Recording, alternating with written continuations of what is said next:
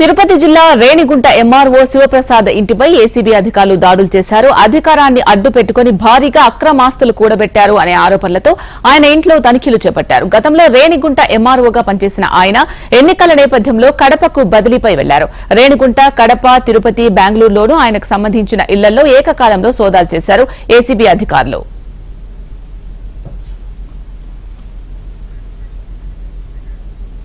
వైకుంఠపాలిని పోలి ఉండే క్రీడ మహారాష్ట్ర ఆటకు తెలుగోడి డబ్బులు.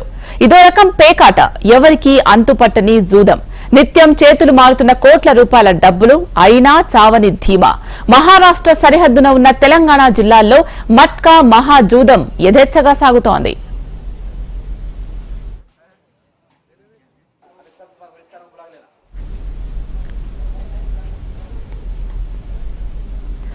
దళారుల ప్రచార పటాటోపానికి పడిపోయి జూదమాడుతున్న సామాన్యుల బతుకు సర్వనాశనమవుతోంది. ముంబై కేంద్రంగా గతంలో చిట్టీలతో నడిచిన ఈ దందా ప్రస్తుతం ఫోన్లు, ఆన్లైన్లలో సాగుతోంది.